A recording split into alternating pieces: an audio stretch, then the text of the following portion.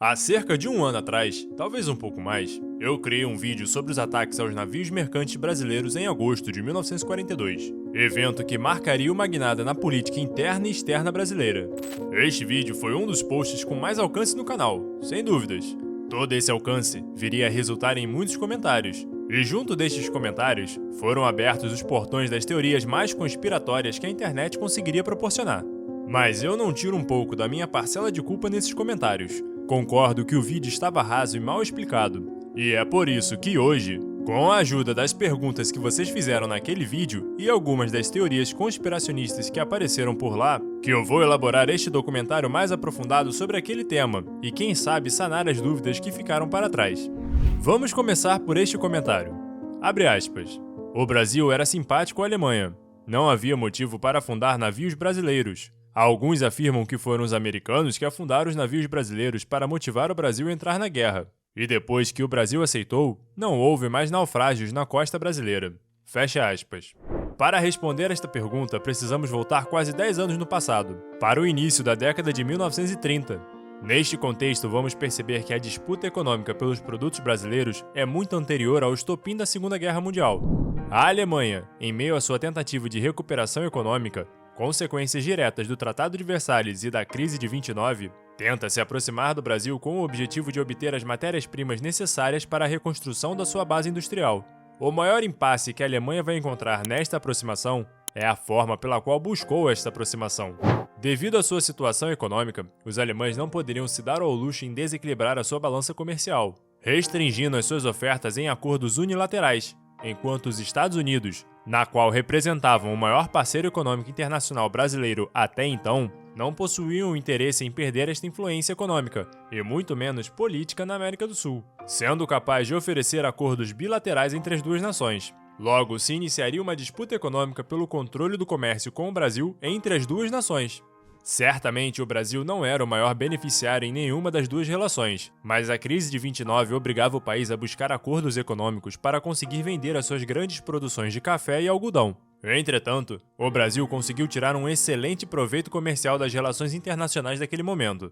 A partir de 1936, com a desaceleração do comércio entre a Alemanha e Estados Unidos, principalmente no comércio do algodão, o Brasil vai conseguir suprir as necessidades alemãs e aumentar as suas exportações para esse país. Segundo os dados disponíveis no Ministério das Relações Exteriores, vamos observar que o comércio brasileiro salta suas exportações de 228.920 milhares de cruzeiros em 1933 para 871.741 milhares de cruzeiros em 1937, um aumento de quase 400%. Entretanto, como foi dito anteriormente, o Brasil não é o principal beneficiado nestas relações, ficando com a sua balança comercial sempre no negativo, com as importações da Alemanha marcando 262.887 milhares de cruzeiros em 1933 e subindo para 1.270.384 milhares de cruzeiros em 1937. Essa aproximação germânico-brasileira vai se concretizar em 1938, quando a Alemanha consegue ultrapassar os Estados Unidos na relevância econômica internacional brasileira, com a Alemanha representando 25% das importações brasileiras, enquanto os Estados Unidos representavam 24,2%. Logo, o Brasil consumia mais produtos industrializados alemães do que estadunidenses na segunda metade da década de 30. Neste recorte, o mundo se via em um ascendente movimento de regimes totalitários, com o Brasil não sendo diferente. Na questão política, o Brasil vivia uma ditadura, que seria oficializada somente em 1937, com a promulgação da Constituição e o nascimento do Estado Novo, mas que se arrastaria desde o golpe de Estado em 1930. No comentário do vídeo, ao se afirmar que o Brasil era simpático à Alemanha, estou interpretando que esteja se dirigindo tanto aos meios econômicos quanto aos meios políticos. Neste recorte de 1930 até 1940, esta afirmativa está correta, embora não seja considerado correto a comparação do regime de Vargas com o regime fascista, algo que pode ser melhor estudado na leitura da obra do professor Dr. João Bertonha, O Integralismo e Sua História, Memória, Fonte e Historiografia. A conclusão é de que Vargas não era um fascista, mas um líder autoritário, sem dúvidas. Vargas, em diversos discursos ao longo do seu governo, criticou aquilo que viria a chamar de democracia de partidos, se referindo à democracia liberal existente na maioria dos países ocidentais, com destaque à política dos Estados Unidos. Após a implementação oficial do Estado Novo, Vargas em diversos momentos vai criticar a Constituição de 1934, classificando esta como um erro político que evidencia falhas lamentáveis. Bom, até agora parece que quase tudo que eu falei credibiliza o comentário do vídeo, então por que ele está equivocado? A questão é simples. A todo momento, eu estou me referindo às políticas e posições brasileiras durante a década de 30, e se o recorte dos ataques decorresse ao longo da década de 30, poderia ser plausível o questionamento elaborado. Entretanto, os eventos decorreram em 1942, com um cenário político e econômico internacional completamente diferente daquele apresentado em 1937. Ao assumir o poder como chefe do executivo, Vargas elaborou um projeto que buscava a priorização do processo de industrialização brasileira, assim como o desenvolvimento das Forças Armadas. O país, aos olhos de Vargas, não poderia continuar sendo meramente um fornecedor de matérias-primas. O movimento comercial crescente ao longo da década de 30 entre a Alemanha e o Brasil ocorreu devido a estas ambições. Enquanto o Brasil enviava grandes quantidades de alimentos e matérias-primas para a Alemanha, os germânicos enviavam produtos relacionados ao desenvolvimento industrial e tecnológico, como máquinas, elevadores e motores. E mesmo com a balança comercial desfavorável aos brasileiros, os acordos faziam muito bem para a economia interna do país. Vargas, como um nacionalista fervoroso que era, vai tentar buscar as relações que mais beneficiavam o Brasil. E sua postura seria apelidada pelo historiador Gerson Moura de equidistância pragmática, ou seja, sua relação com a Alemanha ou com os Estados Unidos dependeria de quanto o Brasil se beneficiaria. Os Estados Unidos, como foi dito mais cedo, não gostaram dessa aproximação comercial e política entre Brasil e Alemanha. E no âmbito da sua política de reestruturação das relações com seus vizinhos, apelidada de política da boa vizinhança, buscou reaproximar o Brasil ao seu guarda-chuva político, realizando, no alvorecer da guerra, a chamada Conferência do Panamá, que buscou garantir a neutralidade dos países americanos. Ao estourar a guerra na Europa, o Brasil manteve suas relações diplomáticas e comerciais com a Alemanha, mas não possuía nenhuma pretensão em entrar na guerra, em nenhuma das frentes. O objetivo das relações exteriores do Brasil era de tirar o melhor proveito possível da situação e dar continuidade com seu projeto de industrialização nacional. Com o início da guerra na Europa, Vargas agora vai estar em um posicionamento diferente na mesa de negociações. De um país agroexportador, passaria a representar uma nação estrategicamente posicionada, sendo um polo de influência regional na América do Sul, assim como um indispensável fornecedor de insumos para a guerra e com uma posição estratégica no Atlântico Sul, proporcionando possíveis bases que poderiam mudar o rumo da guerra no Oceano Atlântico. Essa posição na mesa permitiu que Vargas realizasse exigências em troca dos próximos acordos, exigências que seriam mais favoráveis ao Brasil que as anteriores.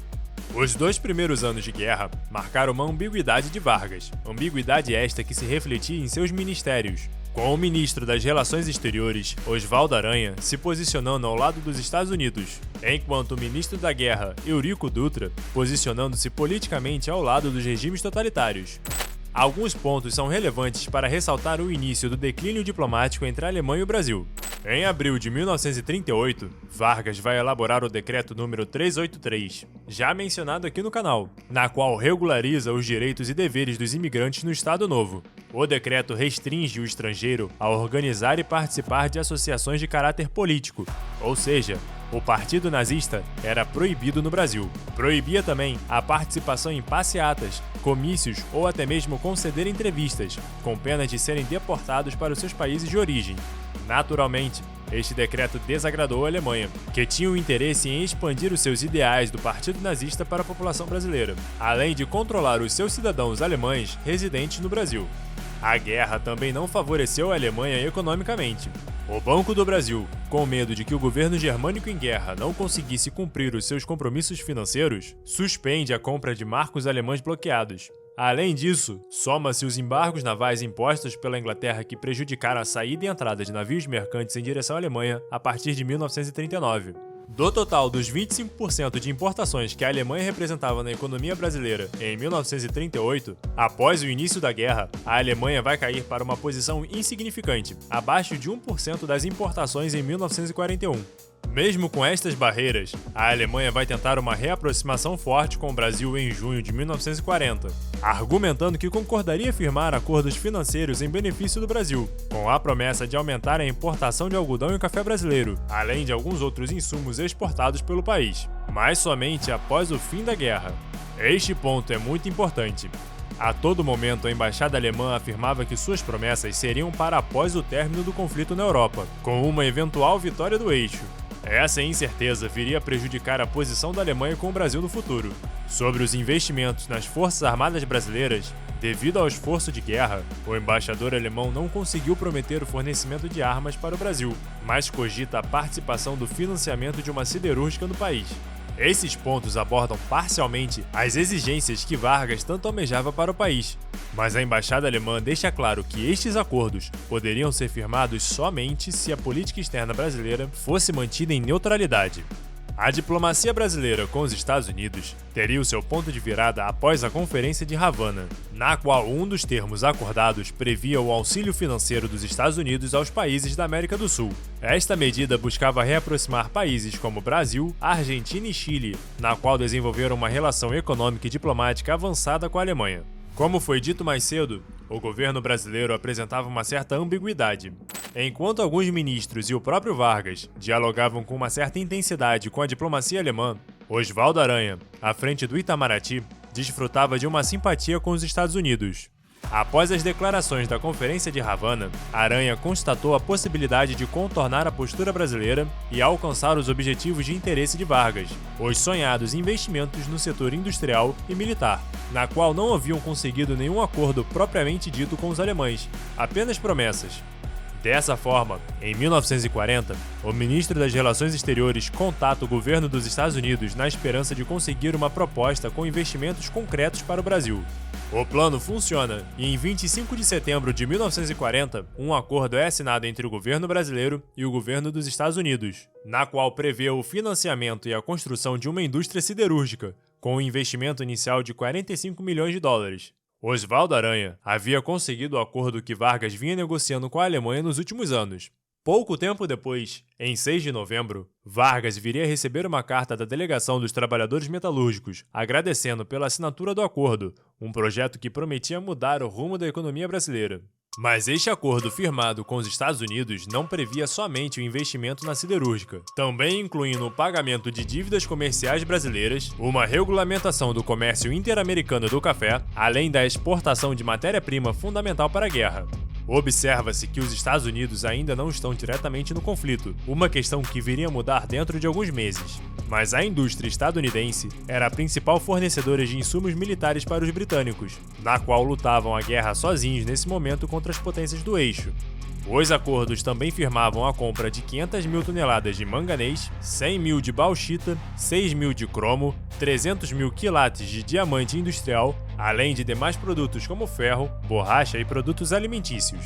O fornecimento destas matérias-primas estratégicas aos Estados Unidos não agrada à Alemanha, pois fortalece a máquina de guerra do seu inimigo. Entretanto, a mudança mais drástica nas relações comerciais externas brasileiras viria a ser marcada pelo ataque japonês em Pearl Harbor, em 8 de dezembro de 1941.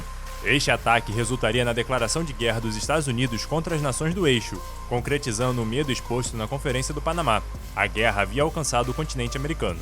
Anterior a este evento, ao longo de 1941, as relações entre Brasil e Alemanha vinham se deteriorando mês após mês. As companhias de transporte aéreo no Brasil eram, em sua maioria, italianas ou alemãs, com destaque para Lufthansa, Varig e VASP.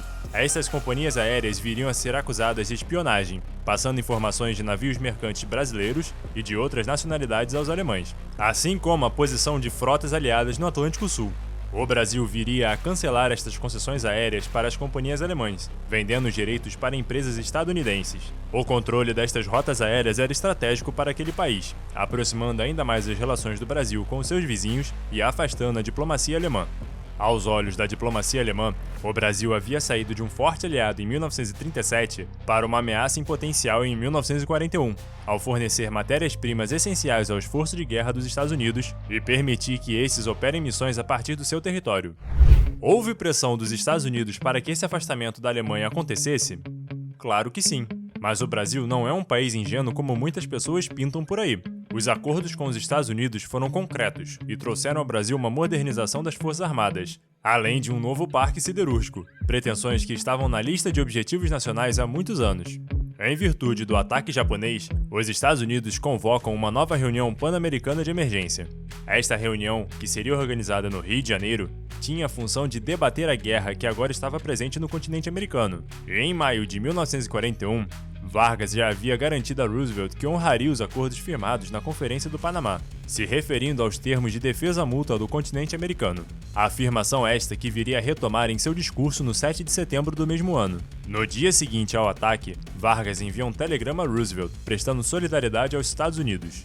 Aos olhos da Alemanha, o Brasil não era mais um país neutro na guerra, e esta visão se confirmaria após a Conferência do Rio de Janeiro, realizada durante a segunda quinzena de janeiro.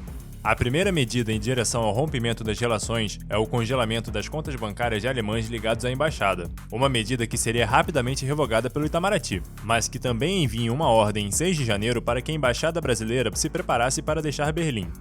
Entre 16 e 17 de janeiro, os embaixadores da Alemanha, Itália e Japão vão se direcionar particularmente a Oswaldo Aranha, o ministro das Relações Exteriores, com cartas em tons ameaçadores. O embaixador alemão, em sua carta, vai dizer, abre aspas, a ruptura das relações diplomáticas entre o Brasil e a Alemanha significará, indubitavelmente, o estado de guerra latente. Fecha aspas. Esta carta é seguida das cartas dos embaixadores japonês e italiano, com Mussolini em pessoa ameaçando diretamente a América Latina, afirmando, abre aspas, os latino-americanos querem uma guerra branca, mas terão uma vermelha. Fecha aspas. O embaixador brasileiro foi sereno em sua resposta. Argumentou que o Brasil sempre manteve posição de neutralidade com os países europeus e que um eventual rompimento das relações diplomáticas não implica um estado de guerra entre os países. Caso os governos queiram entender desta maneira, o governo brasileiro se limita a lamentar as decisões. O Brasil não possuía meios de se defender, muito menos entrar diretamente na guerra em janeiro de 1942. O acordo militar firmado com os Estados Unidos havia garantido cerca de 100 milhões de dólares em equipamentos militares, uma quantia insuficiente para preparar o Brasil para uma guerra de tais proporções. O Brasil só viria a receber quantidade suficiente de equipamentos militares após o posicionamento tomado na Conferência do Rio de Janeiro. Este acordo seria oficializado em março, na qual o Brasil passaria a receber aviões, blindados pesados e uma vasta artilharia costeira para defender o seu território. Durante a abertura da Conferência do Rio de Janeiro, em 15 de janeiro, Getúlio Vargas iniciou o evento com o seguinte discurso, abre aspas, desde 7 de dezembro, data que continuará um marco na vida das nossas comunidades, pois trouxe a guerra ao continente americano, assumimos uma posição decidida, coerente com a nossa tradição política externa e fiel aos compromissos solenes relembrados e reafirmados mais de uma vez nos últimos tempos, a defender, palmo a palmo, o próprio território contra quaisquer incursões e não permitir possam essas as suas terras e águas servir de ponte de assalto a nações irmãs. Não mediremos sacrifício para a defesa coletiva. Faremos o que as circunstâncias reclamarem, e nenhuma medida deixará de ser tomada a fim de evitar que, portas adentro, inimigos ostensivos ou dissimulados se abriguem e venham a causar dano, ou pôr em perigo a segurança das Américas. Fecha aspas. Em seguida, Oswaldo Aranha completou, abre aspas, a América foi agredida por forma inesperada e brutal. Justamente quando Roosevelt fazia um supremo apelo pela razão de paz. Não deixaram os agressores, com o seu ato, alternativas para os povos continentais, nem mesmo para os seus admiradores ou adeptos. É por esta razão pela qual nos reunimos, não somente pelas nossas terras, nossas fronteiras, nossas costas estejam ameaçadas ou possam ser igualmente atacadas. A nossa religião, a nossa moral, a nossa família, as nossas raças, as nossas instituições, a nossa liberdade. Enfim, as nossas ideias estão em risco iminente de perecer. Fecha aspas. Com esses dois discursos em abertura, o Brasil firmava sua posição nas relações internacionais da Segunda Guerra Mundial. Por consequência direta, as nações do eixo consideram o Brasil um país não neutro, permitindo aos seus navios de guerra atacarem embarcações brasileiras que estejam navegando em águas internacionais. De janeiro a agosto de 1942, uma série de embarcações brasileiras foram atacadas e naufragadas por uma série de submarinos e navios do eixo. Mas até então, nenhum desses ataques haviam sido realizados nas águas territoriais brasileiras, até o fatídico dia 15 de agosto de 1942, em decorrência das atividades do submarino alemão U-507. Este vídeo é apenas a parte 1 de uma série de vídeos mais aprofundados sobre este evento. Na parte 2, eu vou responder um comentário diretamente sobre os ataques na costa brasileira. Para não perder esse vídeo, se inscreva no canal e fique atento às notificações. Um abraço e até a próxima!